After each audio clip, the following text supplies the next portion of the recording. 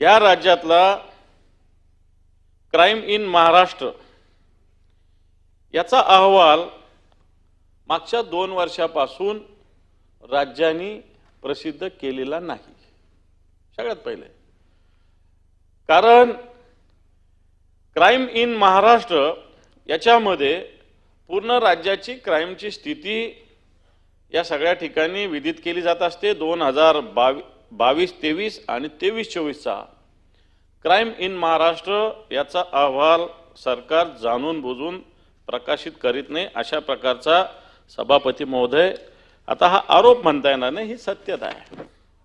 कारण crime in Maharashtra याच्यातून राज्याची स्थिती क्राइमची सभापती महोदय समोर येत असते। सभापती महोदय मागच्या काळामध्ये या राज्यामध्ये मागच्या वर्षाचं जर बघितलं तर 7,82,960 गुन्हे हे माझ्याकडं पोलीस खात्याच्या आलेल्या रिपोर्टमध्ये म्हणलं की 7,82,960 गुन्हे 2024 मध्ये या राज्यामध्ये सभापती महोदय नोंद झालेले आहे। हे सगळे होत असताना अमरावती सारखा एक शांतताप्रिय परिक्षेत्र आहे, इथं मागच्या 2024 मध्ये सभापती महोदय 564 गुन्हे दंगलीचे घडलेले आहेत। नागपूर पोलीस आयुक्तालयाच्या अंतर्गत 2024 मध्ये 88 खून सभापती महोदय घडलेले आहेत। सभापती महोदय बलात्काराच्या जर घटना बघितल्या संभाजीनगर आयुक्तालयात 2024 मध्ये 166, पुणे आयुक्तालयात 506 आणि नागपूर आयुक्तालयात 297 घटना सभापती महोदय घडलेल्या आहे। हे सगळे क्राइम बघितले 7,82,960 एवढे गुन्हे मागच्या काळामध्ये या राज्यामध्ये सभापती महोदय घडलेले आहे। बलात्कारांच्या घटना प्रचंड प्रमाणात सभापती महोदय बलात्कार आणि विनयभंगाच्या घटना आपल्या राज्यात वाढलेल्या आहे। सभापती महोदय बलात्काराच्या घटना या राज्यामध्ये 7,982 मागच्या वर्षीचं सांगतो मी आणि विनयभंगाच्या 16,200। जर गणित मांडायचं ठरलं तर दररोज 22 बलात्कार या राज्यात आत्ताच्या घडीला होतात आणि 45 विनयभंग आत्ताच्या घडीला या राज्यामध्ये मागच्या 2024 चे जर गुन्हे बघितले तर अशा पद्धतीनं बलात्काराची सभापती महोदय स्थिती ही हिंमत कधी होते ज्यावेळेस सरकारमध्ये मानसिकता कारवाई करायची असते नसते त्यावेळेस ही हिंमत होत असते। सभापती महोदय सरकारची जरा फक्त एखाद्याचं निरपराधाचं घर बुलडोझर पाडण्यामध्ये इंटरेस्ट आहे, परंतु एवढे बलात्कार येते मला वाटतं याच्यावर जी कारवाई असायला पाहिजे ती मला असं वाटतं सभापती महोदय अजूनही झालेली नाही। सभापती महोदय एक आपल्याकडं मिशन शक्ती नावाचं अभियान महिलांसाठी राबवलं गेलं होतं 2022 ला, प्रिव्हेन्शन ऑफ ॲट्रॉसिटीज ऑन वुमन। आणि याच्यामध्ये सभापती महोदय दुर्दैव आतापर्यंत फक्त 22% खर्च झालेला आहे। हे माझ्याकडे पोलीस खात्याच्या आलेल्या आकडेवारीतूनच स्पष्ट केलं। माझ्याकडे सगळे पेपर्स या संदर्भातले सभापती महोदय आहेत। मग कल्याण असेल, संभाजीनगर असेल, अकोला असेल, ठिकठिकाणच्या जर घटना बघितल्या सभापती महोदय तर या ठिकाणी कमालीचं दुर्लक्ष, हा निधी 22% सुद्धा खर्च होऊ शकले नाही मिशन शक्ती नावाचं जे अभियान आहे याच्यामध्ये। सभापती महोदय या राज्यातील कारागृहातील बंदीची क्षमता जी आहे, माझ्याकडे जी आकडेवारी 15,946 कैद्याची क्षमता आहे तिथं आत्ताच्या घडीला 27,114 एवढे बंदी सभापती महोदय।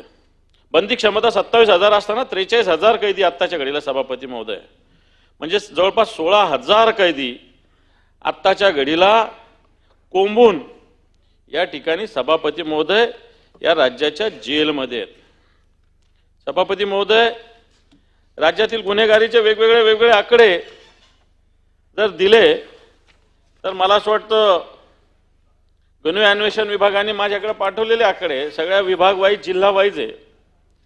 सभापती महोदय, कोणती रेंज घ्या तुम्ही, अमरावती घ्या, कोल्हापूर घ्या, गडचिरोली घ्या, नाशिक घ्या, रेल्वेची रेंज घ्या, सगळ्या ठिकाणचं गुन्ह्यांचं जर प्रमाण बघितलं तर आत्ताच्या घडीला सभापती महोदय गुन्ह्यांचं प्रमाण प्रचंड प्रमाणात वाढलेलं आहे. आता याला मान्य गृहमंत्री सतत उत्तर देतात की गुन्हे घडलेले आहे ओळखीच्याच माणसाने केलेले. मग ओळखीच्याच माणसाने केले म्हणून काय झालं, याच्यावर सुद्धा तेवढी जरब बसवण्याची हिम्मत सरकारमध्ये सभापती महोदय असण्याची आवश्यकता आहे. सभापती महोदय, मागच्या काळामध्ये राज्यामध्ये वेगवेगळ्या आर्थिक घोटाळे झाले. सभापती महोदय, 2024 मध्ये तब्बल 51,000 कोटीची फसवणूक या राज्यामधील जनतेची झालेली आहे. मग टोरेस असेल, मनी एज असेल, असे घोटाळे तर मोठे झालेले आहे. त्याचप्रमाणे मग छोट्या छोट्या पतसंस्था, मग आदर्श पतसंस्था असेल, ज्ञानराधा असेल, जिजाऊ असेल, संपदा नागरी सहकारी असेल, मालेगाव बँक असेल, भाईचंद हिराचंद रायसोनी पतसंस्था असेल, या सगळ्या संस्था जर बघितल्या तर मला असं वाटतं सगळ्यांचा हिशोब केला तर या राज्यामध्ये जवळपास 51,000 कोटी रुपयाची फसवणूक या राज्यामधील जनतेची वेगवेगळ्या ठिकाणी सभापती महोदय झाली. माझ्याकडे डिटेल्स यायचे कोणत्या संस्थेत किती झाले, परंतु माझ्याकडे तेवढा वेळ नसल्यामुळे मी त्याच्यावर जास्त बोलणार नाही. परंतु सरकार याच्यात काही करू शकत नाही अशा प्रकारची स्थिती आहे. सभापती महोदय, सायबर गुन्ह्यांचं प्रमाण मोठ्या प्रमाणावर आपल्या राज्यामध्ये घडतं. आत्ताच्या वेळेला सायबर गुन्हे जे आहेत हे जर बघितले तर मला असं वाटतं या राज्यामध्ये आताच्या घडीला सगळ्यात मोठ्या प्रमाणावर सायबर गुन्हे घडतात आणि याला सरकारने आता वेगवेगळं आम्ही महापेला हे सुरू केलं ते सुरू केलं हे सरकार सांगेल, याच्यातून परिणाम काय, परिणाम जर बघितले तर मला असं वाटतं शून्य परिणाम आहे. आणि म्हणून सायबर गुन्हे रोखण्यासाठी सरकारने पाहिजे तसा प्रयत्न करण्याची आवश्यकता आहे. सायबर सेल वेगवेगळ्या ठिकाणी नेमलेले आहेत, पण ते सायबर सेल मला असं वाटतं जनतेला मदत करण्याऐवजी जनतेला त्रास कशा पद्धतीनं होईल अशाच पद्धतीनं काम करतात. अशा पद्धतीने सगळं शोधण्याच्या ऐवजी दुसऱ्या प्रकारात हे सायबर सेल पडतं. आणि म्हणून मला असं वाटतं हा सायबर सेल सुद्धा, मान्य गृह राज्यमंत्री सुद्धा इथं आहेत, हा सायबर सेल सुद्धा येणाऱ्या काळात अतिशय प्रभावी होण्याची आवश्यकता आहे. सभापती महोदय, या राज्याची जर स्थिती बघितली तर आपला राज्य आपण छत्रपती शिवरायांचा, महात्मा ज्योतिबा फुलेंचा, शाहू महाराजांचा आणि डॉक्टर बाबासाहेब आंबेडकरांचं राज्य म्हणून आपण ओळखलं जातं. पण हे ओळखत असताना आताच्या वेळेला राज्यात गुन्हे, मी गुन्ह्याचं तुम्हाला टक्केवारी सांगितली, गुन्ह्याचं प्रमाण राज्यातलं सांगितलं, परंतु या राज्याच्या घटना घडलेल्या आहेत त्या जर बघितल्या तर मला असं वाटतं या घटना पोलीस थांबवू शकू शकत होते.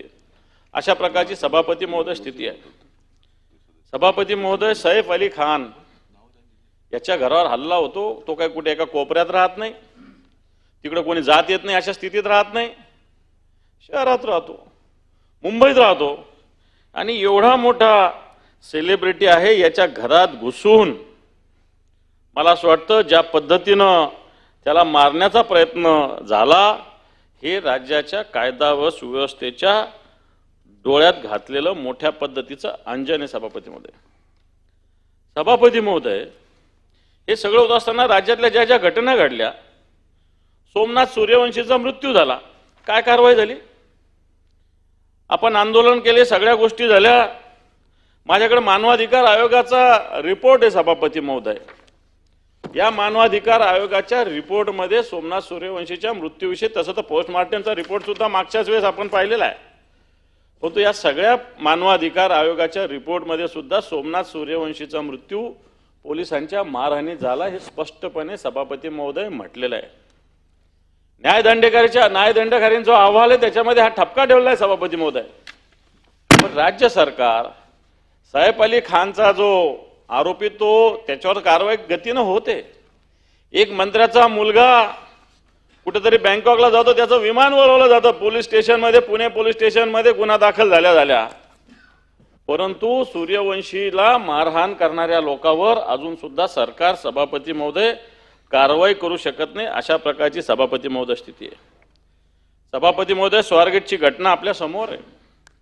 ज्या पद्धतीनं एका महिलेवर अत्याचार झाला, मला असं वाटतं हे काही गोष्टी आता महाराष्ट्राला सांगण्यात असताना ज्या पद्धतीने ही घटना घडली त्या पद्धतीनं जर बघितलं तर मला असं वाटतं नंतर पोलिसांनी जीवाचं रान करून या आरोपीला पकडलं हे निश्चित. त्या ठिकाणी पोलिसांनी कारवाई केली, चांगली केली, काय हे. परंतु ज्या पद्धतीनं हा गुन्हेगारी प्रवृत्तीचाच माणूस अशा पद्धतीनं कृत्य करतो आणि या पुण्यासारख्या स्वारगेटसारख्या बसस्टँडवर अशा पद्धतीनं सभापती महोदय जे होतं ते जर बघितलं तर मला असं वाटतं कायदा सुव्यवस्था आताच्या घडीला कशा पद्धतीनं आहे हे लक्षात येतं.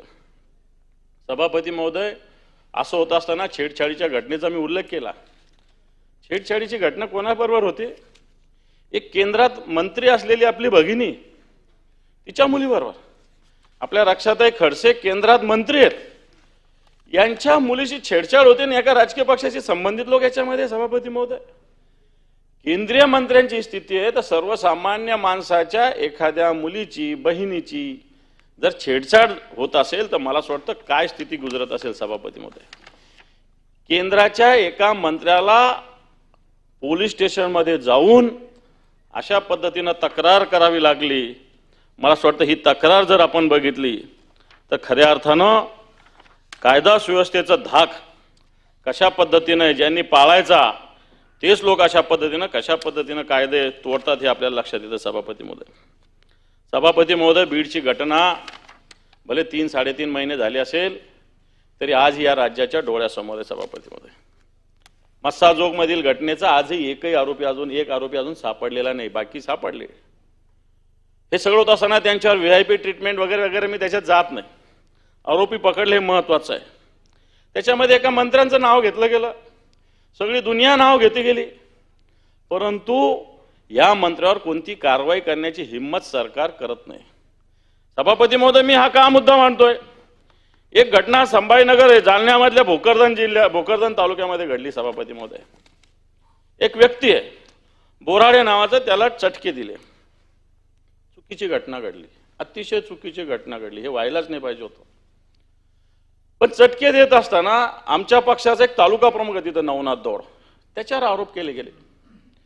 पोलिसांना SP पुरावे दिले की तो प्रयागराजला आहे. प्रयागराजला जो आरोपी तो स्वतः सांगतो की हा आमचा नवनाथ दौड नावाचा आमचा शिवसेनेचा तालुका प्रमुख, हा तिथं नव्हता, हा आरोपी सांगतोय.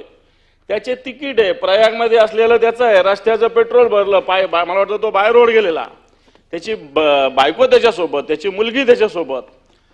आणि असं असताना फक्त राजकीय पक्ष, सत्ताधारी राजकीय पक्षाच्या दबावाखाली येऊन तो शिवसेनेचा तालुका प्रमुख आहे आमच्या पक्षाचा म्हणून त्याच्यावर गुन्हा दाखल होतो. सभापती महोदय, आणि ज्या पद्धतीनं सत्ताधारी पक्षाच्या घरचे, मला असं वाटतं पाणी भरायचं बाकी, त्या भागातला जो PI आहे ना, एक माने नाव त्याचं, नुसतं घरी पाणी भरायचं बाकी सत्ताधारी पक्षाच्या आमदाराच्या आणि खासदाराच्या घरी, त्याचं त्या भागातल्या DYSPचं तेवढंच काम बाकी आहे. यांनी सांगायचं आणि त्यांनी गुन्हे दाखल करायचे. फक्त तिथले जर गुन्हे तपासले सभापती महोदय, राजकीय हेतून प्रेरित होऊन जो भारतीय जनता पार्टीच्या विरोधात जाईल त्याच्यावर गुन्हे दाखल करा आणि त्याला सरेंडर करा आणि त्याला भारतीय जनता पार्टीत समावेश करा. ही कोणती पद्धत आहे सभापती महोदय? हिंदुत्ववादी म्हणतात, हा जो ज्याला मारहाण झालेली आहे मी त्याचा तर निषेध केलेला आहे सभापती महोदय, पण हाच व्यक्ती दारू पिऊन महादेवाच्या मंदिरात जाऊन गैरकृत्य करतो, याच्याकडे कोणी लक्ष देत नाही. आपण हिंदुत्ववादी सरकार म्हणता आणि त्या महादेवाच्या मंदिरात जाऊन दारू पिऊन ज्या पद्धतीनं त्याची वर्तणूक आहे त्याच्याकडे हिंदुत्ववादी दुर्लक्ष करतात. आणि नवनाथ दौड हा शिवसेनेचा तालुका प्रमुख प्रयागराजला गेला महाकुंभात, त्याच्यावर पोलीस गुन्हे दाखल करतात. सभापती, ठीक आहे, अटक नाही झाली मान्य आहे, अटक नाही झाली मान्य आहे, परंतु तो नाही माझा सांगण्याचा मुद्दा. मी कोणाची बाजू, कोणाला विरोध करत नाही, पण एकीकडे जर धनंजय मुंडेंचं नाव सगळी दुनिया घेत असताना त्याच्यावर आरोप केला जात नाही, तर एक आमचा साधा नवनाथ दौड भोकरदनचा शिवसेनेचा तालुका प्रमुख याचं नाव का येतं आणि याच्यावर गुन्हा का दाखल होतो? मला असं वाटतं राजकीय पक्ष कशा पद्धतीनं या सगळ्या यंत्रणा स्वतःसाठी वापरतात. सभापती महोदय, याचं उदाहरण आहे. सभापती महोदय, माझ्याकडे अनेक फसवणुकीच्या घटना आहे. अनेक काल मला वाटतं खालच्या सभागृहात बेटिंग ॲप विषयी सुद्धा बोलणं झालेलं आहे. माझ्याकडे एक पेन ड्राईव्ह सभापती महोदय मी आपल्याला देतोय. एक इथं क्रिकेट बेटिंग ॲप आहे लोटस 24. या बेटिंग ॲपमध्ये हा मी तुम्हाला पेन ड्राईव्ह देतो सभापती महोदय. हे जे लोक आहेत मेहुल जैन, कमलेश जैन, हिरेन जैन, हे सगळे लोक आहे ना सभापती महोदय, हे सातत्यानं ज्या पद्धतीनं बेटिंग करतात, पाकिस्तानमधल्या लोकांशी खेळाडूशाचे संपर्क सभापती महोदय, आणि खुलेआम पोलीसचे अधिकारी मुंबईचे मी नाव घेणार नाही, मोठे अधिकाऱ्यांबरोबर बैठक, दुबईहून आला मुंबईतल्या पोलीस अधिकाऱ्यांबरोबर बैठक, आता चॅम्पियन्स ट्रॉफी संपली, आता IPL साठी मुंबईमध्ये ही सगळी मंडळी काम करते. सभापती महोदय हा पेन ड्राईव्ह आहे, मी विनंती करतो हा पेन ड्राईव्ह आपण ऐका. यांनी पाकिस्तानमधल्या लोकांशी बोलताना बेटिंगचं काय काय केलेलं आहे, कोणत्या कोणत्या पोलीस अधिकाऱ्याचं नाव ऐका नाही ऐका ते तपासा तुम्ही. परंतु अशा पद्धतीनं या राज्यामध्ये खुलेआम पोलिसांच्या सहकार्यानं सभापती महोदय चोरून लपून पोलिसांना माहिती नाही एखादा घटना मी समजू शकतो, परंतु खुलेआम सभापती महोदय अशा पद्धतीनं या राज्यामध्ये घटना घडतात. सभापती महोदय, सभापती महोदय, राज्याचे उपमुख्यमंत्री या राज्याचे गृहमंत्री पण आहे, जुगाराचा विरोध हे ते सगळ्या गोष्टी सांगतात. माझ्याकडे एक सिंपल छोट्याशा बातम्या सभापती महोदय. एक बातमी आष्टीची, जिल्हा जालना येथे गुटखा जप्त केला 19 मार्चला 18 लाख रुपयाचं. जळगाव जामोद 25 लाखाचा गुटखा जप्त. गडचिरोली येथे 19 मार्चलाच काय 10 लाखाचा गुटखा जप्त. माझा मुद्दा असा आहे सभापती महोदय, तुम्ही टपरीवाल्यावर कारवाई करता गुटख्यासाठी, मान्य योगेशजी, टपरीवाल्यावर आपण कारवाई करतो. खुलेआम गुजरातमधून पोलिसांच्या संरक्षणात, परिवहन विभागाच्या संरक्षणात गुटखा येतोय राज्यात, तिथंच दाबा ना. तुम्ही ह्या टपरीवाल्यावर काय कारवाई करता? आज माझ्याकडे जी माहिती आलेली आहे, पालघरमधून खुलेआम तिथले पोलीस अधिकारी आणि परिवहन विभागाचे अधिकारी मदत करतात, आणि तुम्ही गडचिरोलीच्या 8 लाखावर कारवाई करता, त्या आष्टीच्या 2 लाखावर कारवाई करता, त्या जळगाव जामोदच्या 5 लाखावर कारवाई करता. मला असं वाटतं याच्यात जर कारवाई करायची असेल तर पालघर गुजरातमधून येणारे जे आहे तिथले परिवहन अधिकारी, पोलीस अधिकारी, याच्यावर कारवाई होण्याची आवश्यकता आहे. सभापती महोदय, सभापती महोदय, या राज्यात मटका जोरात आहे, ठिकठिकाणी मटका. आम्ही मोठ्या शहरात, आता ही नागपूरची घटना आहे, मोदा इथं जोरात सटका जोरात आहे. आमचं संभाजीनगरमध्ये शिरूर तालुका वैजापूर मटका जोरात आहे. अशा जर घटना बघितल्या सभापती महोदय, तर या राज्यामध्ये ज्या पद्धतीनं अशा घटना घडतात, तर या घटनेला जबाबदार कोण आहे सभापती महोदय? हे राज्य, मला वाटतं पोलीस ज्या पद्धतीने या सगळ्या गुन्हेगारांना सभापती महोदय मदत होते, एखाद्या वेळेस पोलिसांचं सापडलं नाही, हे नाही ते नाही, मी समजू शकतो, पण पोलिसांचा याच्यातला सहभाग सगळ्यात मोठा दुर्दैवी सभापती महोदय. आणि म्हणून एक घटना माझ्याकडे, आता एक ठाण्याला एका केसमध्ये FIR दाखल झाला. घटना घडलेली तशी पाहायला गेलं तर नारायणगाव म्हणजे पुणे. एक अहमदाबादचे काही लोक आहे, सुधीर कोठडे या नाव आहे त्यांचं, डिजिटल गुंतवणुकीच्या माध्यमातून त्या भागातील लोकांची 2000 कोटी रुपये त्यांनी जमा केले. गृहमंत्री साहेब, 2000 कोटी रुपये. केस बघा तुम्ही लागलं तर लगेच थोड्या वेळाने हे करा. ही रक्कम त्यांनी हवालाच्या मार्फत विदेशात पाठवली. भारतातही त्यांनी क्यूफॉन ॲप आणि ॲजोबॅन इंडिया, दुबईत ऑलिम्पस या ठिकाणी त्यांनी गुंतवणूक केली. त्याच्यानंतर त्याच्यात एक पराग अशोक कुमार शहा नावाचा व्यक्ती होता, यांनी सुद्धा अशा पद्धतीनं तिथं पैसा जमा केला. आता गुन्हा कुठे दाखल व्हायला पाहिजे? गुन्हा दाखल व्हायला पाहिजे होता नारायणगावला. गुन्हा कुठे दाखल झाला माहिती आहे? ठाण्यामध्ये. ठाण्यामध्ये का की तिथे मग एक DCP आहे, CP काही काम करत नाही, DCPच ऍक्टिव्ह आहे तिथं. DCP जसं सांगतो तसं CP करतो ठाण्याचं काम. मी अपमान करत नाही, CPचा मी अपमान करत नाही, परंतु अशी स्थिती या ठाण्यामध्ये. आणि या ठिकाणी 2021 पासून हे सगळे घटना घडत असताना गुन्हा दाखल झाला फक्त 20 कोटी रुपयाचा. तक्रारीत 510 कोटी म्हटलेलं आहे, गुन्हा दाखल होतो सभापती महोदय फक्त 20 कोटीचा. हा DCP कोण आहे? पोलीस खात्यानं सोडावं. यांनी काय हा 20 कोटीचा आणि ठाण्याशी याचा लिंक काय? मला असं वाटतं यांनी गुन्हा दाखल करायचा तर पुण्यात किंवा नारायणगावला करायला होता, परंतु अशा पद्धतीनं स्वतःचे इंटरेस्ट जपण्यासाठी अशा पद्धतीनं गुन्हा जो 510 कोटीचा होता तो फक्त सभापती महोदय 20 कोटीचा गुन्हा या ठिकाणी नोंदवला गेला आहे. सभापती महोदय मागच्या काळामध्ये अनेक घटना केल्या. या राज्यातील महाविकास आघाडीचं सरकार असताना वेगवेगळ्या पद्धतीनं टीका होत होती कायदा सुव्यवस्था. सुशांत सिंहची ज्यावेळेस मृत्यू झाला त्यावेळेस या राज्यातील पोलीस यंत्रणेवर सरकारवर आरोप केले गेले. मला वाटतं काल परवा CIDचा एक रिपोर्ट आलेला आहे. याच्यामध्ये सुशांत सिंहच्या प्रकरणावर सभापती महोदय अतिशय क्लिअर भूमिका CIDनं व्यक्त केली. सभापती महोदय, आपण सभापती महोदय या राज्यातली कायदा आणि सुव्यवस्थेचा जर मुद्दा बघितला तर अशा पद्धतीनं जे चालू आहे त्याच्याकडे या राज्यातील मंत्र्यांचा असेल किंवा पोलीस अधिकाऱ्यांचा असेल. आज पोलीस अधिकारी फक्त सत्ताधारी पक्षाच्या लोकांची हुजरेगिरी करण्यामध्ये गुंतलेली. सभापती महोदय, मी उदाहरण देईल, माझ्याकडे अजून अनेक उदाहरणं आहेत. एका मंत्र्याच्या सांगण्यावर एका महिलेवर कशा पद्धतीनं फसवलं जातं. ठीक आहे, तिनं लाच स्वीकारली असेल परंतु गुन्हा नाही असं नाही होऊ शकत. गुन्हा आहेच मंत्र्यावर. सभापती महोदय, पत्रकाराला अटक केलं जातं, गुन्हा आहे. सभापती महोदय, पोलिसांचा वापर अशासाठी होतोय. पोलिसांचा वापर व्यक्तिगत हितसंबंधासाठी या राज्यात होतोय. आधी अशा पद्धतीनं कधीही पोलीस या राज्यात वागत नव्हते, परंतु आत्ताच्या घडीला अशा पद्धतीनं पोलीस यंत्रणा या राज्याच्या सरकारने सभापती महोदय वाटतो स्वतःच्या व्यक्तिगत कामासाठी वापरायला सुरुवात केली. सभापती महोदय, सभापती महोदय, राज्याची सगळी स्थिती असताना राज्यातले वेगवेगळे डिपार्टमेंट असतील, वेगवेगळे मंत्री असतील, यांचे गैरव्यवहार अनेक समोर येत आहेत. सभापती महोदय, अनेक प्रकारे अनेक सिस्टीमनुसार कशा पद्धतीने या राज्यामध्ये गैरव्यवहार होत आहेत. सभापती महोदय, हे आपल्या समोर आलेले आहे. सभापती महोदय, सभापती महोदय, मागच्या काळामध्ये एक सिडकोची योजना होती जालन्यामध्ये खरपुडीला. सभापती महोदय, माझ्याकडे डिटेल्स आहे त्याचे. जालना येथील एक नवनगर प्रकल्प आहे. 247 हेक्टर एकूण क्षेत्र आहे.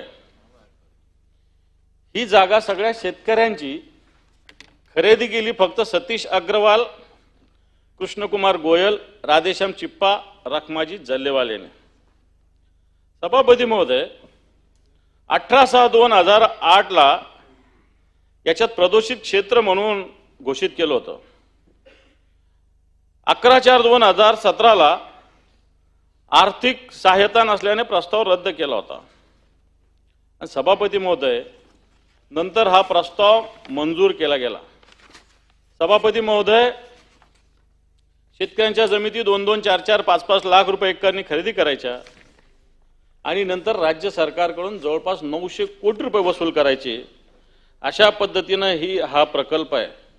मी माननीय मुख्यमंत्री देवेंद्रजीचा आभार मानतो की त्यांनी या प्रकरणाची चौकशी सुरू केली आहे.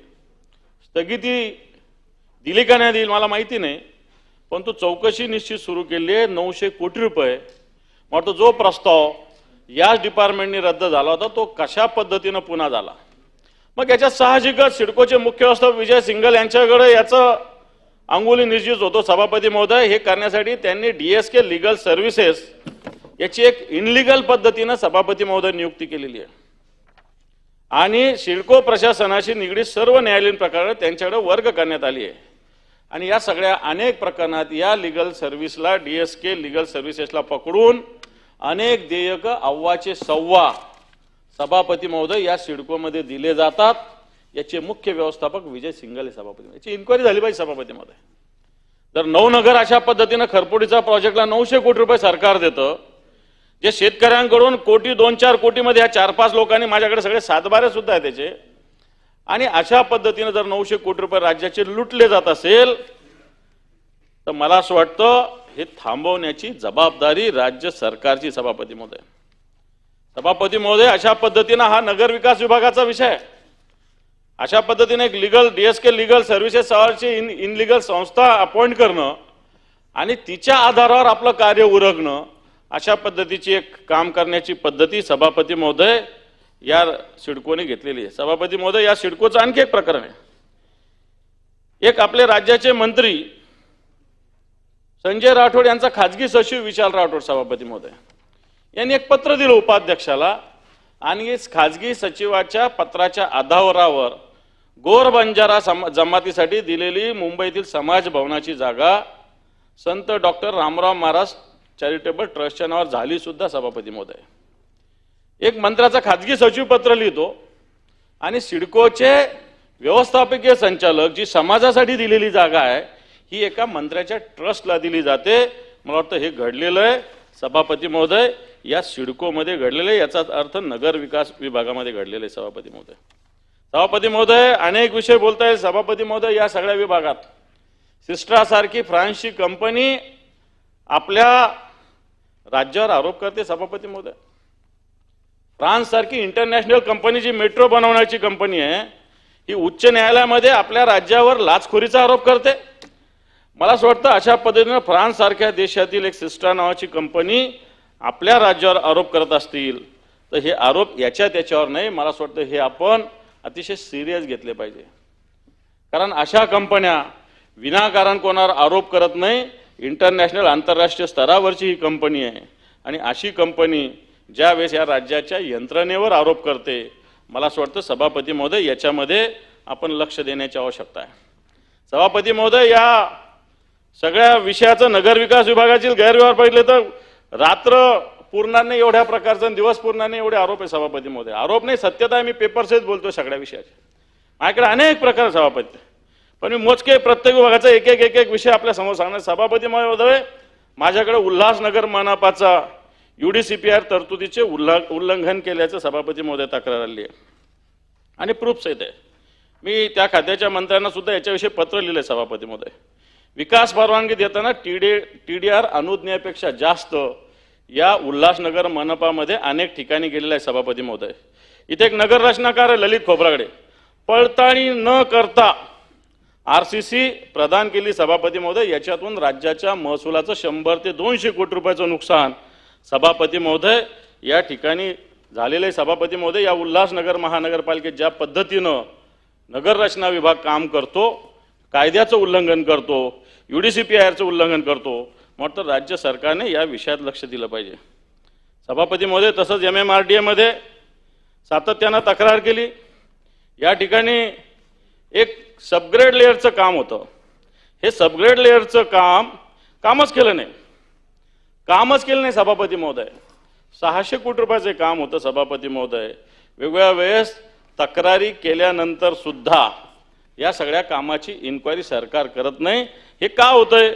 कोणाचा तरी आशीर्वाद असल्याशिवाय सभापती महोदय या गोष्टी होत नाही।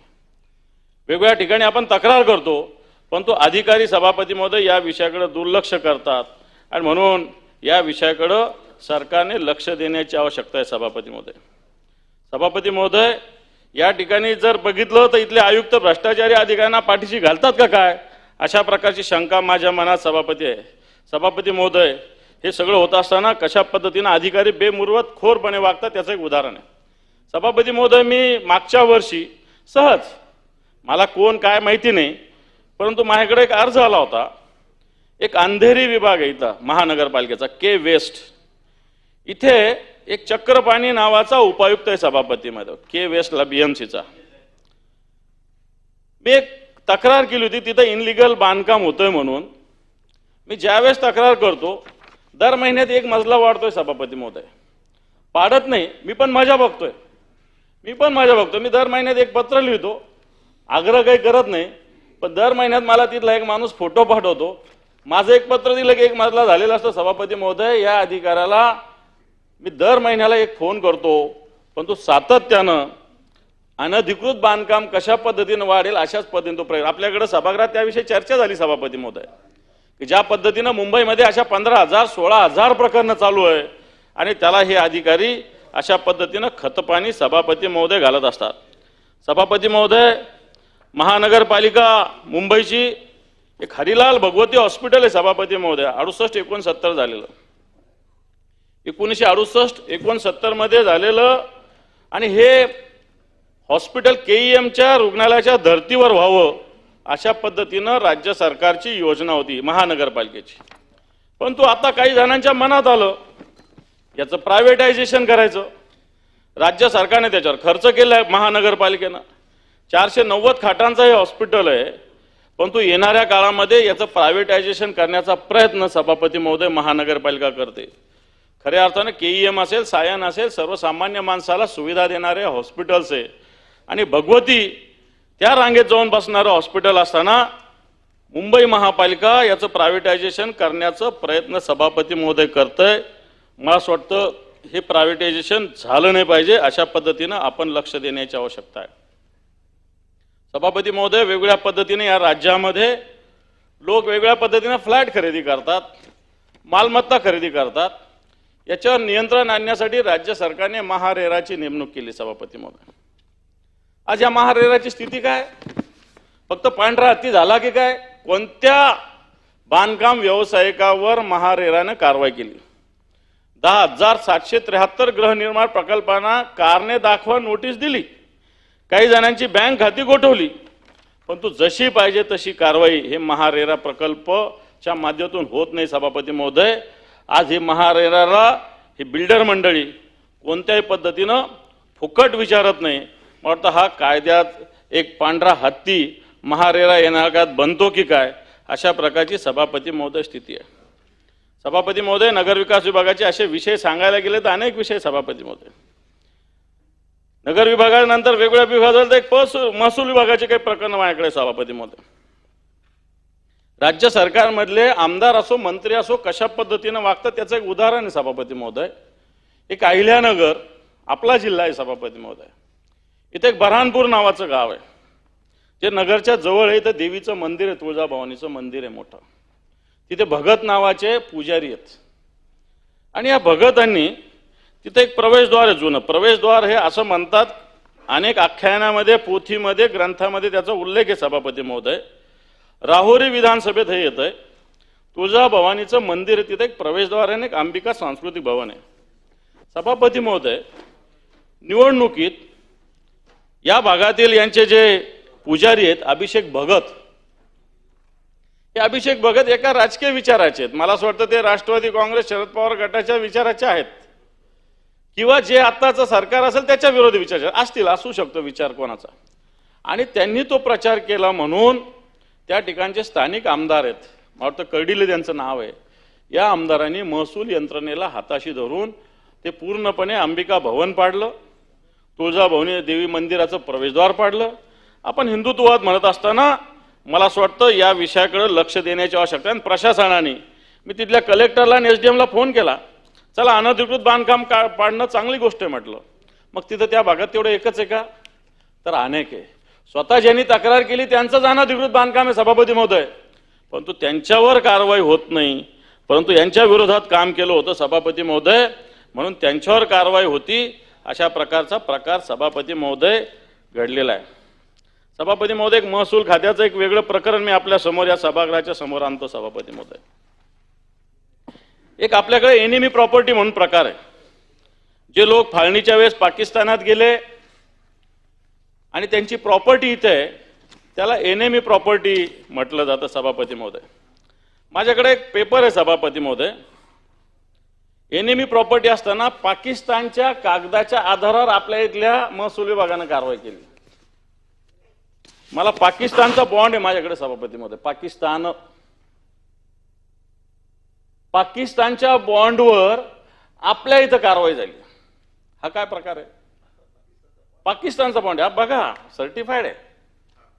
या आधारावर तिथल्या महसूल विभागानं, सभापती महोदय, हे प्रकरण आहे मीरा भाईंदर येथील राजू शहा यांनी एक तक्रार केली होती. त्याला पाकिस्तानमधून धमकीचे फोन आले होते आणि त्याला सांगितलं की तू अशी तक्रार करेल तर तुला गुन्ह्यात अडकवलं जाईल. आणि ह्या संपत्तीचा फेरफाराचा प्रकार आहे. सभापती महोदय, म्हणजे ही व्यक्ती पाकिस्तानात आहे, पाकिस्तानातून बॉन्ड आला आणि याच्यावर यांनी कारवाई केली. सभापती महोदय, हा प्रकारच चुकीचा आहे. महसूल जे कोणी अधिकारी असतील, मंत्री महोदय, इथं 2 कॅबिनेट मंत्री बसलेले आहेत, मला असं वाटतं पाकिस्तानातल्या बॉन्डवर या राज्यामध्ये कारवाई होती मीरा भाईंदरमध्ये एनिमी प्रॉपर्टीची, अतिशय भयानक आहे सभापती महोदय, अतिशय भयानक आहे. आणि म्हणून अशा पद्धतीने याच्यात कोण कोण आहे काय काय आहे आता मी याच्यात जात नाही, कोणी केलं काय केलं याच्यात सगळं उल्लेख आहे. परंतु मला फक्त पाकिस्तानचा बॉन्ड, या बॉन्ड पेपरवर कारवाई मीरा भाईंदरमध्ये एनिमी प्रॉपर्टीची होते. आणि जर याला विरोध केला तर याला पाकिस्तानवरून फोन येतो सभापती महोदय. आणि हा फोन सुद्धा कोणी केला काय केला, कराचीतून धमकी येते सभापती महोदय. इथं पण सभापती महोदय तसंच आहे. इथं पण जर बघितलं तर एक रिटायर्ड म्हणजे ज्यांना सस्पेंड केलं होतं एक अधिकारी घेवारे, ज्यांनी मागच्या काळामध्ये असा आरोप केला होता की राजकीय कारवाईचा काहीतरी आरोप केला होता. खरं तर हा एक अधिकारी आहे आणि यांनी मला असं वाटतं ज्या पद्धतीनं हा टाउन प्लॅनिंग मधला अधिकारी तिथला सभापती महोदय हा सस्पेंडेड आहे, याला पुन्हा महानगरपालिकेनं घेतलेलं आहे. खरं तर अशा पद्धतीने सस्पेंड अधिकाऱ्यांना पुन्हा एकदा त्याच ठिकाणी घेणं हे चुकीचं आहे. परंतु हा घेवारे नावाचा अधिकारी पुन्हा या ठिकाणी आहे आणि यांनी अशा पद्धतीनं या भागामध्ये चुकीचं एक सगळ्या पद्धती सुरू केलेल्या आहे. सभापती महोदय, आपण या घेवारीवर कारवाई केली पाहिजे अशा पद्धतीची विनंती मी सरकारला करेल. हा मला वाटतं नगर विकास विभागाचा हा विषय आहे, परंतु कारवाई झाली ती महसूल विभागाने बॉन्ड वगैरे केले सभापती महोदय. आणि म्हणून हा प्रकार या राज्यामध्ये अशा पद्धतीनं चालू आहे. पाकिस्तानचा मुद्रांक भारतात येतो आणि त्याच्यावर कारवाई आपल्या इथले अधिकारी करतात सभापती महोदय, हे अतिशय भयानक आहे. सभापती महोदय, मी नगरविकास बोललो, महसूल बोललो, सगळे खाते नाही बोलणार आहे, चिंता करू नका. आणखी 2-4च खात्यावर मी बोलणार आहे. सभापती महोदय, परिवहन विभागाचे अनेक विषय आहे. या ठिकाणी जे परिवहन विभाग काम करत असताना बसचा घोटाळा आपल्या समोर मी मागच्या अधिवेशनात आणला होता की ज्या पद्धतीनं बसचं खाजगीकरण होत असताना नवीन कॉन्ट्रॅक्ट आपण द्यायचा प्रयत्न करतोय, नवीन एजन्सी येत असताना जुन्या एजन्सी आहे सभापती महोदय. नवीन एजन्सी आहे 35 रुपये 40 पैसे पर किलोमीटर आणि जुनी एजन्सी 41 रुपये. तुम्ही म्हणाल हे तर कमी आहे, पण आधीची एजन्सी विथ डिझेल आपल्याला सर्व्हिस देत होती.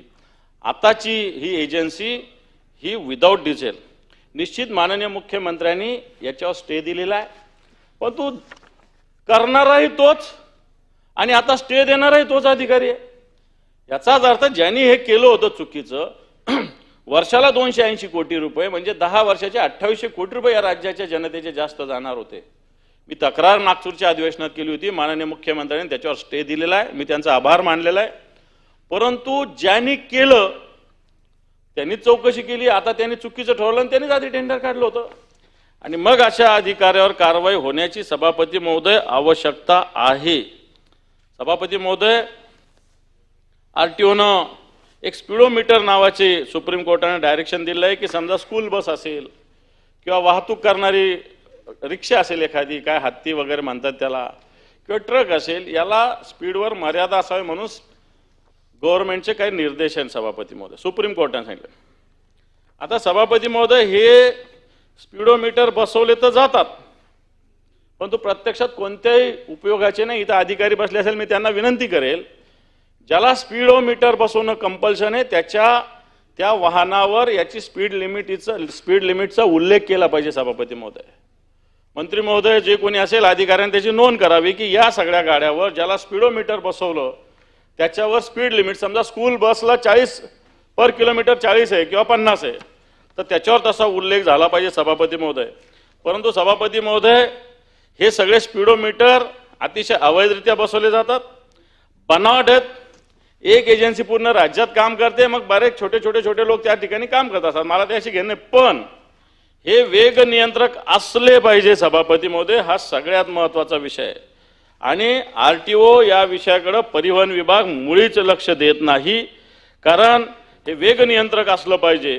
पण हे वेग नियंत्रक असताना नॉमिनल हे दाखवतात, कागद बनवतात, पुन्हा काढून वापस करतात, अशा पद्धतीनं स्थिती. आणि म्हणून ज्या वाहनाला स्पीडोमीटर लावलेला आहे त्या वाहनावर स्पीड लिमिटचा उल्लेख केला पाहिजे.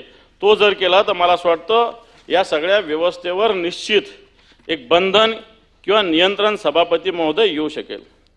सभापती महोदय, असं असताना एक शहरामध्ये सिटी फ्लो नावाची बस सेवा काम करते. खरं तर मी म्हणेल बेस्ट असेल, अन्य ज्या सरकारी सेवा आहे याच्यावर हे अतिक्रमण आहे सभापती महोदय. सभापती महोदय, बेस्ट असेल, TMT असेल, NMNT असेल, या निम सरकारी परिवहन संस्था आहे. स्टेज कॅरेज परवाना यांना पण आहे. पण स्टेज कॅरेज परवाना करताना सिटी फ्लो नावाच्या संस्थेला सुद्धा याच मार्गावर सेवा पुरवण्याचं काम परिवहन विभागाने दिलंय सभापती महोदय. याच्यातून काय होतं, सिटी फ्लोला स्टेज कॅरेज परवाना दिलेला आहे, बाकी गाड्यांना आहे. परंतु याच्यामुळं याच रस्त्यावर या परवाना दिल्यामुळं बाकीच्या बेस्ट असेल, TMT असेल, NMNT असेल, ज्या काही टुरिस्ट सेवा आहे, ट्रॅव्हल सेवा आहे, परिवहन सेवा आहे, याच्यावर मला असं वाटतं निश्चित बंधने येतात. आणि म्हणून नुकसान आपण म्हणतो बेस्टचं नुकसान आहे, याचं नुकसान आहे, TMTचं नुकसान आहे, NMMचं नुकसान आहे. याला कारण मला असं वाटतं सिटी फ्लोची सेवा याच मार्गावर जी दिलेली आहे ही बंद करण्याची आवश्यकता आहे सभापती महोदय. सभापती महोदय, या सगळ्या विभागात अनागोंदी असताना आज उद्योग विभागामध्ये मी जसं सिडकोचं सांगितलं अशी एक मोठी टीम उद्योग विभागात कार्यरत आहे सभापती महोदय. आपल्याला उदाहरण देतो, मला असं वाटतं झिरवळ साहेब इथं बसलेले, त्यांना या गोष्टीचं ज्ञान असेल, माहिती असेल की मागच्या काळामध्ये दिंडोरीला एक MIDC झाली, सिन्नरला एक MIDC झाली. किती इंडस्ट्री आली तिथं? दिंडोरी असेल, सिन्नर असेल, ज्याला CDMIDC म्हणतात, या ठिकाणी सभापती महोदय कोणतेही उद्योग आलेले नाही. हे उद्योग कशासाठी झाले माहिती आहे की जी मी जालन्याची टीम बोललो ना, हीच टीम जागा खरेदी करते, राज्य सरकारमधल्या उद्योग विभागाकडे जाते, अधिकाऱ्यांना पटवते, भूसंपादन करायला लावते, स्वतःचा मोठा माल उचलते आणि पुन्हा तिथे एकही उद्योग येत नाही सभापती महोदय. दिंडोरी तर बाजूला आहे, शिर्डी सिन्नर तर मध्यभागी आहे, परंतु इथं सुद्धा कोणताही उद्योग सभापती महोदय आलेला नाही. आणि म्हणून उद्योग विभागामध्ये अशा पद्धतीनं हे काम चालू आहे सभापती महोदय. याच्याकडं लक्ष देण्याची आवश्यकता आहे सभापती महोदय. एकीकडे असं, दुसरीकडे माझ्याकडे एक भोसरी इथल्या MIDCचं प्रकरण सभापती महोदय. या ठिकाणी MIDCची मोठी जागा आहे, भोसरी MIDC मध्ये ओपन, आणि या ठिकाणच्या ओपन स्पेसवर जवळपास 150 शेड अवैधरित्या उभे केले सभापती MIDCच्या जागेवर. आता 50 शेड उभे केले, कोणी उभा केले?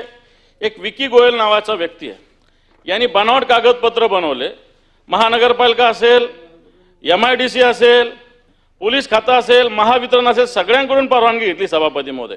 OS 1711, 116, OS 20 अशा नंबरचे ते प्लॉट आहेत सभापती महोदय. यांनी चुकीचे कागदपत्र बनवले, जागा लोकांना विकले आणि जागा सरकारची, उद्योग विभागाची, भाडं घेतो विकी गोयल, विकास अग्रवाल, आणि याला मदत करतात सभापती महोदय MIDCचे सगळे अधिकारी. आणि एकीकडं गरज असताना भूखंड लोकांवर अतिक्रमण केले जातात, आणि इकडे गरज नसताना अशा पद्धतीनं हे भूखंड खरेदी करण्याचे प्रकार सभापती महोदय घडलेले. सभापती महोदय, हाच प्रकार क्रीडा विभागात आहे. संभाजीनगरात एका केसमध्ये एक टेम्पररी कर्मचारी सभापती महोदय कंत्राटी पद्धतीनं काम करतो, यांनी तिथे एक हॉकीच्या टर्फसाठी आलेले 21 कोटी रुपये खात्यातून काढून घेतले. खरं तर अधिकाऱ्यांची जबाबदारी आहे, तिथं सबनीस आणि सुहास पाटील नावाचे अधिकारी आहे. या सबनीस आणि सुहास पाटीलनी बँक अकाउंट, तो एक कोण, ज्या व्यक्तीनं हर्षकुमार क्षीरसागर नाव आहे त्याचं, त्यांनी बनावट कागदपत्र नेट बँकिंगचा दुरुपयोग करून 21 कोटी रुपये सभापती महोदय काढलेले. खरं तर तिथं पालकमंत्र्याच्या नावावर खातं असायला पाहिजे होतं, परंतु हे सुहास पाटील आणि सबनीस या दोघांनी हे न करता, तो जो कोणी क्षीरसागर आहे मुलगा, कंत्राटी पद्धतीनं त्याच्या नावावर खातं केलं आणि त्याच्या माध्यमातून हा गैरव्यवहार झाला, असा माझा आरोप आहे सभापती महोदय.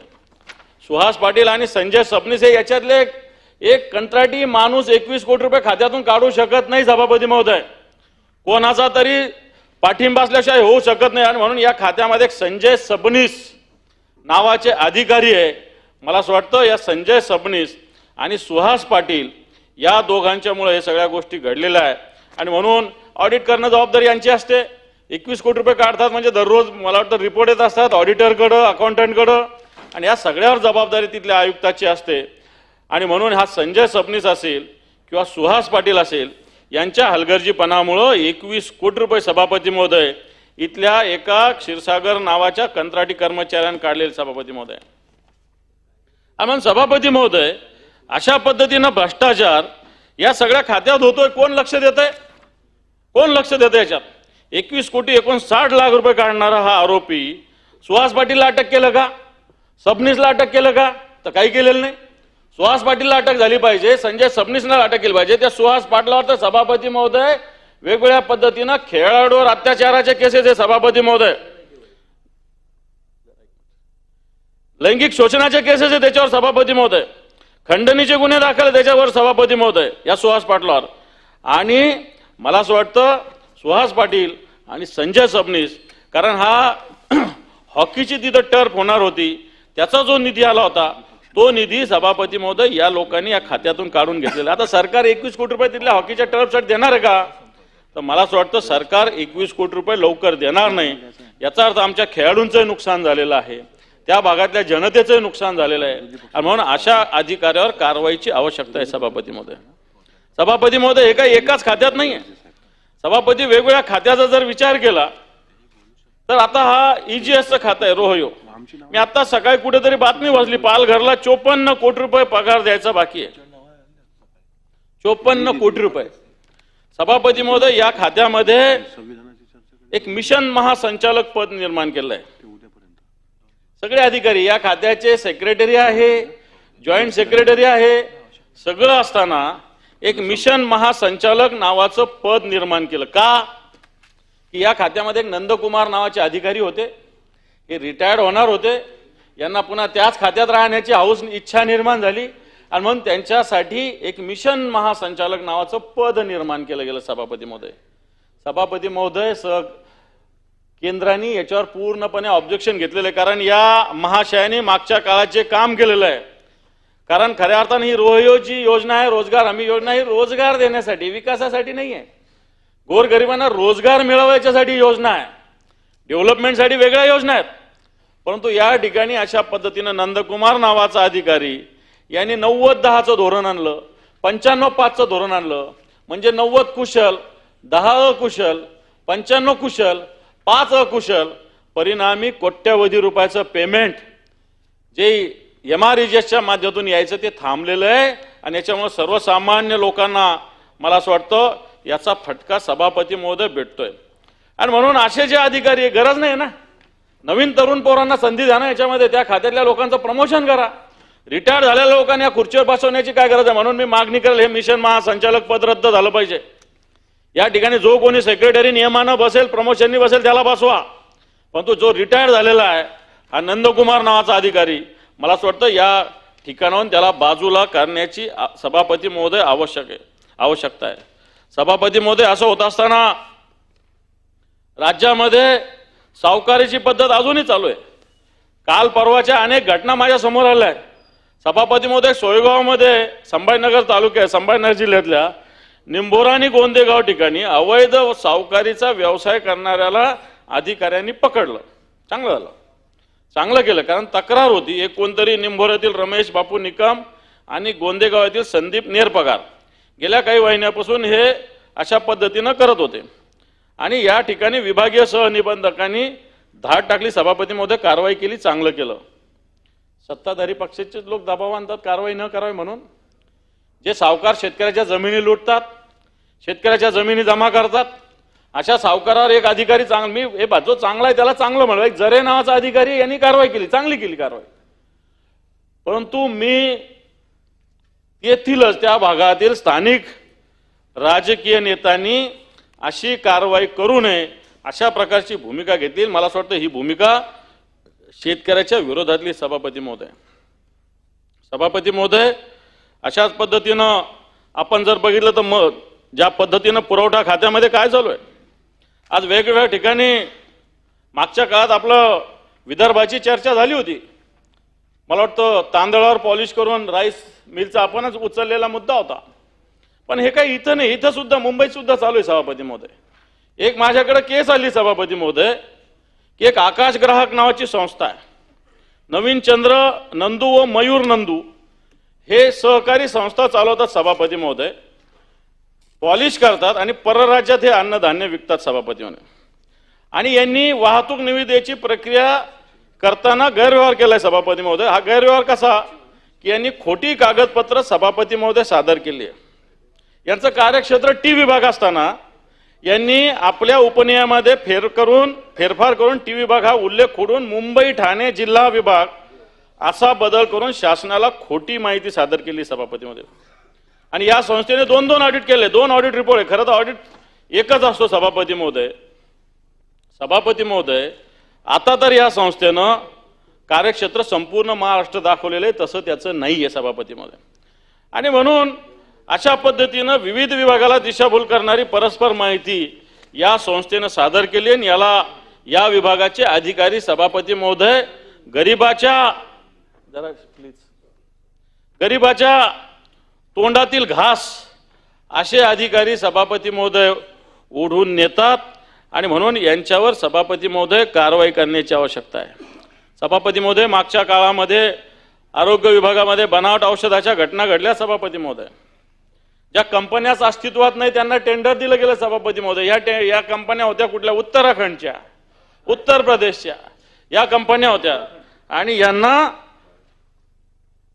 यांना सभापती महोदय आपल्या इथलं औषध पुरवठ्याचं कॉन्ट्रॅक्ट दिलं होतं. माझ्याकडे कंपनीचं नाव मिस्टल formulation Uttarakhand, refund pharma Kerala, biotech formulation Andhra Pradesh, मेलवन biosciences Kerala, SMN lab Uttarakhand. साहेब, सभापती साहेब, या औषध कंपन्या कुठंच अस्तित्वात नाही. या औषध कंपन्या कुठंच औषधात नसताना या कंपन्यांनी वेगवेगळ्या ठिकाणी औषधाचा पुरवठा केला सभापती महोदय. सभापती महोदय, मागच्या काळात बनावट औषधं आली, कळमेश्वरच्या ग्रामीण रुग्णालयात आली, इंदिरा गांधी मेमोरियल हॉस्पिटल भिवंडीमध्ये आले, रेसिप्ट नावाचं 500 नावाचं अँटीबायोटिक बनावट औषध आलं, फॉर्मॅक्स तसं झालं, नागपूरच्या वैद्यकीय महाविद्यालयात तशाच रिक्लेवच्या गोळ्या बनावट आल्या, वर्धा जिल्हा रुग्णालयामध्ये ॲझ्रिथ्रोमायसिनच्या बनावट गोळ्या आल्या, नांदेड रुग्णालयामध्ये बेवॉसिटी व नायक्लॉस या बनावट गोळ्या आल्या, स्वामी रामानंद तीर्थ रुग्णालय अंबाजोगाईमध्ये एन्झिमिझम अँटीबायोटिकच्या बनावट गोळ्या आल्या, धाराशिवच्या जिल्हा रुग्णालयात सिमस्ट्रलद्वारे पुरवठा अमॉक्स गोळ्याचा साठा चुकीचा आला. आणि सभापती महोदय अशा पद्धतीनं बनावट औषध पुरवठा करणारी या संस्था सभापती महोदय याच्यावर काय कारवाई झाली? सरकारने घोषणा केल्या पण तो कारवाई कुठे झाल्या? आज अशाच पद्धतीनं जर आरोग्य विभाग काम करत असेल तर या आरोग्य विभागाचं एक टेंडर पुन्हा एकदा माननीय मुख्यमंत्र्यांनी रद्द केलं सभापती महोदय. यांत्रिक पद्धतीनं स्वच्छता करण्याचं एक टेंडर या आरोग्य विभागात हे औषध बनावट जशी घोळ झालेला आहे तसा सभापती महोदय यांत्रिक पद्धतीनं स्वच्छता करण्याचा एक मुद्दा होता. यामध्ये 77 कोटी रुपये खर्च येत होता सभापती महोदय. 2022चं टेंडर होतं 77 कोटीचं, ते रद्द केलं. तत्कालीन आरोग्यमंत्र्यांनी काढलं 668 कोटी रुपये वार्षिक. 77 कोटीचे किती झाले? 668 कोटी. 8 वर्षाचं झालं 4000 कोटी अतिरिक्त खर्च होणार होता. मुख्यमंत्र्यांनी निश्चित याच्यावर कारवाई करून या टेंडरला 77 कोटी दर वर्षाचं सभापती मध्ये 638 कोटी होते. म्हणजे खरं तर मंत्र्यांनी या राज्याचा महसूल, या राज्याचा मला असं वाटतं एक नियंत्रण खर्चावर आणण्याची गरज असताना अशा पद्धतीनं मंत्री जर काम करत असेल सभापती महोदय तर सभापती महोदय हे चुकीचं आहे. सभापती महोदय, एक एक्साइज डिपार्टमेंट आहे. एक्साइज डिपार्टमेंट मला वाटतं आता दादा याचे मंत्री झाल्यामुळे निश्चित याच्या डिसिप्लिन येईल, पण काही गोष्टी अधिकारी दादांना सुद्धा कळू देत नाही. दादांनी त्याचा उल्लेख काल एका डिपार्टमेंटच्या माध्यमातून केलेला आहे सभापती महोदय. सभापती महोदय, मी सहज एक मुद्दा पत्र लिहिलं मी एक्साइजला, महानगरपालिकेला आणि पोलिसांना. मुंबईमध्ये, नवी मुंबईमध्ये, ठाण्यामध्ये, काय या राज्यामध्ये रूफटॉप विदेशी दारू विक्री हा मुद्दा मी सहज मांडला. मला महानगरपालिकेने सांगितलं की असा कोणताही परवाना आम्ही दिला नाही. मला पोलिसांचं पत्र आलं की रूफटॉप दारू विक्री आमच्या ह्याच्यात कुठे परवाना आम्ही दिलेला नाही. मग जर महानगरपालिका अलाउड करत नसेल, पोलीस अलाउड करत नसेल, तर एक्साइजच्या नियमामध्ये रूफटॉप कुठंच नाही आहे. मी तर खरं तर मला कोणाचं नाव घ्यायचं नाही, पण माझ्याकडे कुठं कुठं चालू त्याची यादी सभापती महोदय. नवी मुंबईच्या वेगळ्या हॉटेलची यादी आहे, ठाण्याच्या वेगळ्या हॉटेलची यादी आहे. पण असं कोणावर व्यक्तिगत आरोप याच्यातला नाही आहे, परंतु अशा पद्धतीनं चुकीचं काम एक्साईजच्या माध्यमातून, एक्साईज विभागाच्या माध्यमातून होतं, जिथं रूपटॉप, याच्यामुळे मग स्थानिक रहिवाशांना त्रास होतो सभापती महोदय, सार्वजनिक आरोग्याचे प्रश्न निर्माण होतात, कायद्याच्या अंमलबजावणीला याच्यात प्रश्न निर्माण होतात आणि प्रशासनाचा आग लागली वगैरे वगैरे असे सगळे वेगवेगळे विषय सभापती महोदय याच्यामुळं निर्माण होत असतात. म्हणून ह्या रूपटॉप दारू विक्री जी आहे याच्यावर मला असं वाटतं नियंत्रण आणण्याची आवश्यकता आहे आणि याला एक्साईज विभाग सभापती महोदय जबाबदार आहे. माझ्याकडे मी मुंबई आणि ठाण्याच्या तर सगळ्यांची यादी, पण मी कोणाचं नाव सभापती महोदय घेत नाही. सभापती महोदय तशाच पद्धतीनं मागच्या काळामध्ये, कोविडच्या काळामध्ये घरपोच दारू पोहोचवण्याचं एक अलाउड केलं होतं कोविडच्या काळापुरतं, आणि नंतर मला त्या खात्याच्या सचिवाचे सगळे पत्र माझ्याकडे आहे, पण तो आत्ताच्या घडीला एक लिव्ह इन लिक्विड नावाची संस्था आहे, ही स्वतःच्या ॲपहून घरपोच विदेशी दारू पोहोचवते. लिव्ह इन लिक्विड नावाचं संस्था ही तिचं स्वतःचं ॲप आहे आणि घरपोच दारू सभापती महोदय या सगळ्या याच्यात पोहोचवलं जातं आहे सभापती महोदय. आणि मग अशा पद्धतीनं घरपोच दारू विक्रीचं धोरण काय आहे, विशेषतः विदेशी दारू विक्रीचं, मला असं वाटतं अशा पद्धतीनं जर घरपोच आपण हे देत असेल सेवा, तर हा नियमाचा मला असं वाटतं पालन ही संस्था करत नाही आणि म्हणून या लिव्ह इन लिक्विडवर कारवाईची आवश्यकता आहे. आणि अशा अन्य कोणी संस्था करत असेल तर या सगळ्यावर हा नियमाचा उल्लंघन सभापती महोदय करण्याचं एक उदाहरण सभापती महोदय मी आपल्या समोर देतो. सभापती महोदय, याच्यामध्ये या एक्साईजमध्ये फॉरेन लिकर बॉन्ड नावाची एक यंत्रणा आहे, मला वाटतं दादा नव्यानं झालेले आहेत. पण सभापती महोदय याची सगळं जर तपासणी झाली तर फॉरेन लिकर बॉन्ड कशा पद्धतीनं त्याची अंमलबजावणी होती त्याचा एक नीट राज्य सरकारने पारदर्शकतेनं या सगळ्या विषयात काम करण्याची सभापती महोदय आवश्यकता आहे. सभापती महोदय, आरोग्य विभागाचा मुद्दा मांडत असताना वेगवेगळ्या पद्धतीनं अधिकारी कशा पद्धतीनं भ्रष्टाचार करतात, कशा पद्धतीनं बनावट गोळ्याचा एखादा अधिकारी ऑर्डर देतो आणि तोच पुन्हा हे चुकीचं आहे सांगतो. आणि मला वाटतं ह्या सगळ्या गोष्टी होत असताना मी मागच्या काळात फिरत होतो, नांदेडला गेलो सभापती महोदय. सभापती महोदय, मला काही महिला भेटल्या आणि यांनी तिथले डीन आहे त्याच्याविषयी सभापती महोदय तक्रार केली की हे डीन लैंगिक शोषणाच्या तक्रार केल्या. सभापती महोदय, सभागृहात बोलणं योग्य आहे नाही मला माहिती नाही, परंतु एक डीन अधिकारी मुश्रीफ साहेब शासकीय महाविद्यालयाचा डीन, त्याचं नाव वाकोडे, मी पत्र पण दिलं आपल्या डिपार्टमेंटला. मला असं वाटतं एक मोठं डीन असणं म्हणजे एक प्रतिष्ठेचं असतं. हे एक विषय, डीन म्हणजे त्याची एक समाजात प्रतिष्ठा असते, त्याचं एक नाव असतं, त्याचा एक मान असतो, त्याचा एक पान असतो. जसं पोलीस आयुक्ताचा एक मान असतो, SP चा एक मान असतो, कलेक्टरचा एक असतो, तसं डीन सुद्धा तेवढ्याच ताकदीचा आहे. आणि अशा डीनवर अशा तक्रारी येतात सभापती मान्य मंत्री महोदय, असे लोक तिथं काम करतात. म्हणून अशा लोकांवर मला असं वाटतं असे लोक आपल्या प्रशासनात राहिले नाही पाहिजे. सभापती महोदय, सभापती महोदय, मागच्या काळामध्ये जलसंपदा आणि जलसंधारण विभाग हे एकत्र होते आणि एकत्र येत असताना त्याच्यातले कर्मचारी आहे त्याचं समायोजन करण्याचा निर्णय, म्हणजे ज्याला जिथं जायचं त्यांनी कळवायचं की मला जलसंपदात राहायचं का मला जलसंधारणमध्ये राहायचं. आपल्याला मला असं वाटतं माहिती आहे हे सगळं जलसंपदा आणि जलसंधारण, आणि अधिकाऱ्यांना त्यावेळेस त्यांनी चॉईस दिला होता की कोणाला जलसंपदात राहायचं असेल त्यांनी जलसंपदात राहावं, ज्याला जलसंधारणमध्ये राहायचं तर त्यांनी जलसंधारणमध्ये राहावं. सभापतीमध्ये विशेषतः संवर्गातले अधिकारी अशा पद्धतीनं सभापती महोदय होते. पण आताच्या घडीला जलसंपदा विभागातील अधिकारी जलसंधारणमध्ये बेकायदेशीररित्या पुन्हा पुन्हा घेतले जात आहेत. सभापती महोदय, कोणाच्या आशीर्वादाने घेतले जातात?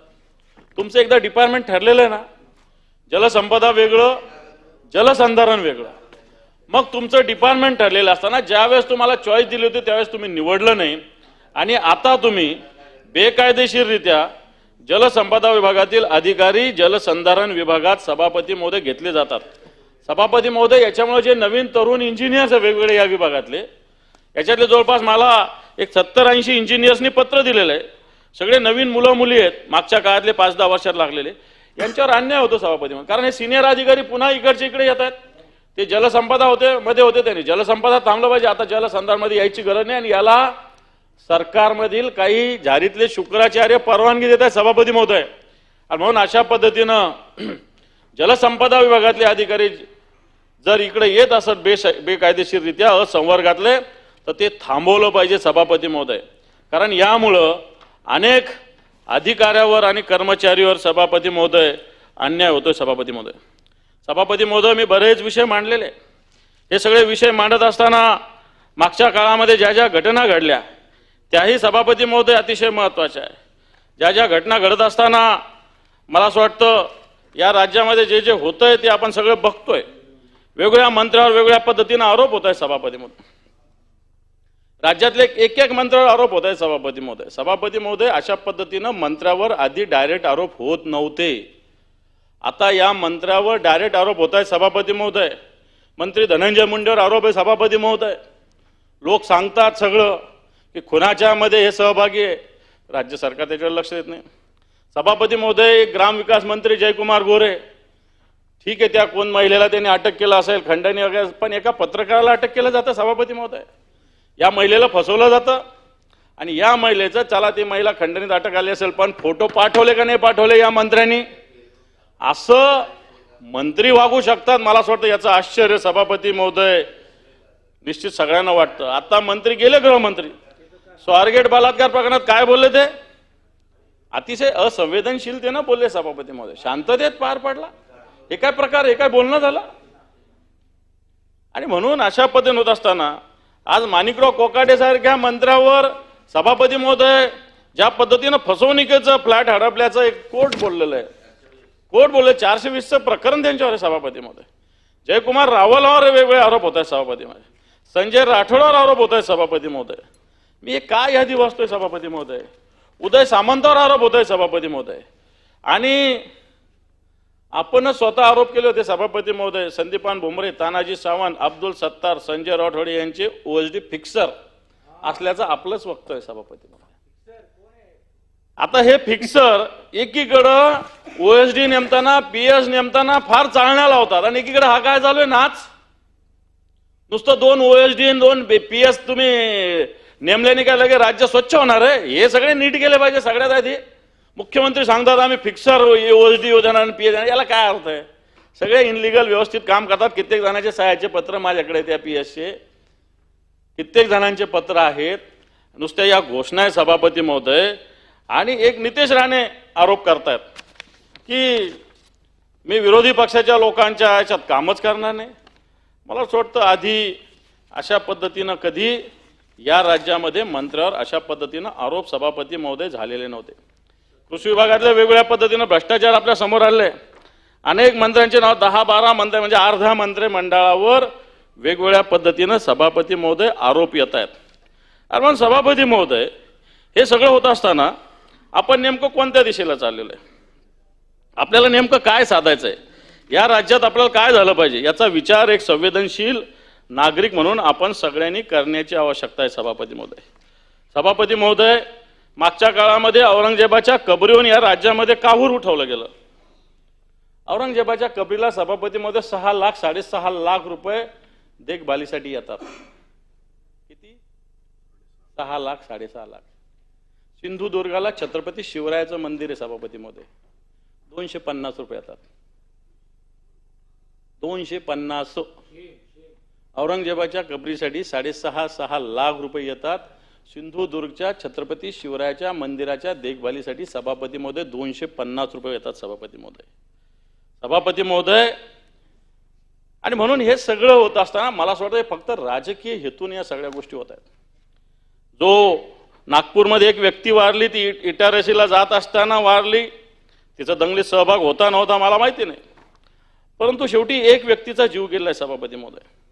सभापती महोदय, आपण सुद्धा एक संवेदनशील कार्यकर्तेच म्हणता येईल, भले वरती बसलेले असला तरी, परंतु ज्या पद्धतीनं आपण कबर आणि बाबर उकरून काढतोय, वाटतं आपण कोणत्या जमान्यात चाललेलो आहे. एकीकडे सुनीता विल्यमच्या विषयी बोलतो आपण, कशा पद्धतीने 29,000 स्पेसमधून ती कशा पद्धतीने इथं आली. वेगवेगळे आपण आर्टिफिशियल इंटेलिजन्सच्या जमान्यामध्ये आपण आलेलो आहे आणि आपण कबर आणि बाबर करत बसलेले सभापती महोदय. आणि म्हणून अशा करत असताना ज्या पद्धतीनं काल परवा कामरावर हल्ला झाला हा शोभनीय का? काबरा बोलला. मला असं वाटतं ह्या सगळ्या बोलत असताना व्यक्ती स्वातंत्र्यावर कुठे हल्ले होण्याची आवश्यकता नाही सभापती महोदय. सभापती महोदय, परवाच्या दिवशीची नागपूरला दंगल झाली. दंगल होत असताना दोन्ही बाजू याला जबाबदार आहे. दोन्ही बाजू सभापती महोदय जबाबदार आहे. औरंगजेबाच्या कबरीविषयी तर सगळीकडे आंदोलन झालं, पण नागपूरमध्येच का दंगल झाली हा पण सभापती महोदय शोध घेण्याचा विषय. सभापती महोदय, मुख्यमंत्र्यांनी भले हे म्हणणं नाकारलं असेल, परंतु माझ्याकडे व्हिडिओ आहे सभापती महोदय. आज आपण बोलतो, आपण कोणत्या जमान्यात आहे? सभापती महोदय, नागपूरला ताजुद्दीन दर्गा मी माहिती घेतली सहज घेतली. नितीन गडकरींची वडिलांनी याच्यासाठी पुढाकार घेतलेला असं सांगितलं मला. नितीन गडकरी एक संवेदनशील नेतृत्व आहे आपल्या राज्याचं नाही देशाचं म्हणता येईल, यांनी पुढाकार घेतलेला आहे आणि यांच्या पुढाकारातून ते नाशिकचं ताजुद्दीन दर्गा चांगली गोष्ट आहे, म्हणजे त्यांच्यामुळे झालं. आज पहिली चादर त्या दर्गेवर नितीन गडकरींची जाते सभापती महोदय. सभापती महोदय, आपल्या देशातला अजमेरचा दर्गा सगळ्यात मोठा आहे, आपण मानला जातो. गरीब नवाज का काय त्याचा दर्गा आहे. देशाचे पंतप्रधान तिथं सभापती महोदय चादर पाठवतात सभापती महोदय. सभापती महोदय, ही चादर तुडवल्या गेली. या चादरीवर आयात लिहिलेलं असतं. माझ्याकडे फोटो आहे. म्हणून औरंगजेबाविषयी कोणाला प्रेम नाही आहे, नसलंच पाहिजे. या देशाला हिंदू असेल मुसलमान याच्यात विषयच येत नाही. औरंगजेब आक्रमक होता. अबू आझमीला जेलमध्ये नाही टाकत आपण. औरंगजेबाची बाजू घेतो. कुठे गेला औरंगजेबाला? त्या अबू आझमीला जेलमध्ये टाकून कुठे टाकला जेलमध्ये? ते नाही टाकत. कोरटकर 1.25 महिन्यानं अटक होतो. राहुल सोलापूरकर अजून मोकळा फिरतोय सभापती महोदय, अजून फिरतो. आणि एकीकडं मी बाजू घेत नाही, परंतु ही चादर होती, हिच्यावर नाचलं गेलं, ही जाळली गेली. कोणती चादर असो त्याच्यावर कुराणातली आयात लिहिली जाते सभापती महोदय. एक ओळ असं नाही लिहिली जाते. म्हणून कुराणाचा आयात जाळल्यानंतर मला असं वाटतं काही भावना तीव्र होऊ शकतात. म्हणजे आपण ह्या धर्माच्या बाबतीत कशा पद्धतीनं वागतो हा माझा मुद्दा याच्यामध्ये. आणि जर आपल्याला ताजुद्दीन बाबाची दर्गा नितीन गडकरींनी दिलेली चालते, अजमेरच्या शरीफच्या अजमेर दर्ग्याला नरेंद्र मोदी साहेबांना दिलेली आपल्याला चादर चालते, आणि मग ही चादरीवर तुम्ही पायदळी तुडवता, हे सुद्धा मला असं वाटतं चुकीचं आहे सभापती महोदय. मला वाटतं सगळ्या धर्माचा आदर आवश्यक आहे. आणि म्हणून सगळं हे होत असताना सभापती महोदय, या राज्याची जर आताची कायदा सुव्यवस्थेची जर परिस्थिती बघितली तर मला वाटतं या राज्यात पुन्हा ताकदीनं काम करण्याची आवश्यकता आहे. या राज्यात कायद्याचा धाक येण्याची आवश्यकता आहे सभापती महोदय. हा कायद्याचा धाक करण्यासाठी सरकारला निष्पक्षपातीपणे काम करावं लागेल. सभापती महोदय, काल हायकोर्ट बोललं, बुलडोझर लावले आपण कुठेतरी सिंधुदुर्गला नागपूरला. हायकोर्टानं त्याच्यावर ताशेरे ओढलेले आहे. उत्तर प्रदेश बिहार नाही आहे महाराष्ट्र. या महाराष्ट्रात हे नाही चालणार. चुकीचं आहे ते कराच. बुलडोझर काय आणखी काय लावायचं लावा, पण सगळ्यांना लावा. जसा तिथे दंगल करणारे दोषी आहे, तिथं कामराचा स्टुडिओ जाळणारे सुद्धा दोषी आहे. त्यांच्याकडून तुम्ही वसूल करणार, यांच्याकडून पण तुम्ही वसूल करा. कामरा बोलला ते काय चुकीचं बोललं नाही, खरा बोललेला आहे सभापती महोदय. म्हणून या सगळ्या याच्यात राज्याची कायदा सुव्यवस्था, या वेगवेगळ्या मंत्र्याचे गैरव्यवहार, या राज्याची जर परिस्थिती बघितली, हे राज्यात आर्थिक रसातळाला जात आहे सभापती महोदय. आणि म्हणून या अंतिम आठवड्याच्या प्रस्तावाच्या माध्यमातून सरकारच्या ही कार्यपद्धती, सरकारच्या वृत्तीचा मी निषेध करतो सभापती महोदय. निषेध करत असताना मी एक राहत इंदोरी आपले एक मोठे शायर आहे, त्यांचा एक शेर मी याच्यात बोलतो आणि माझं बोलून. जहां से गुजरो धुआ बिछा दो, जहां से गुजरो धुआ बिछा दो, जहां भी पहुंचो धमाल कर दो, जहां भी पहुंचो धमाल कर दो, तुम्हें सियासत ने हक दिया है. हे सत्ताधारी पक्षाला सांगतो मी. तुम्हें सियासत ने हक दिया है, हर जमीनों को लाल कर दो, हरी जमीनों को लाल कर दो, हर जमीनों को हरी जमीनों को लाल कर दो, जहां से गुजरो धुआ बिछा दो, जहां भी पहुंचो धमाल कर दो, तुम्हें सियासत ने हक दिया है, हरी जमीनों को लाल कर दो. अपील भी तुम, दलील भी तुम, अपील भी तुम, दलील भी तुम, गवाह भी तुम, वकील भी तुम, गवाह भी तुम, वकील भी तुम, जिसे भी चाहो हराम लिख दो, जिसे भी चाहो हराम लिख दो, जिसे भी चाहो हलाल कर दो, जिसे भी चाहो हलाल कर दो. धन्यवाद सभापती. सन्माननीय सदस्य अभिजित वंजारी. सभापती महोदय, अंतिम आठवडा प्रस्तावाच्या माध्यमातून या ठिकाणी मला बोलवायची परवानगी दिली त्याबद्दल आपले पहिलेच आभार व्यक्त करतो.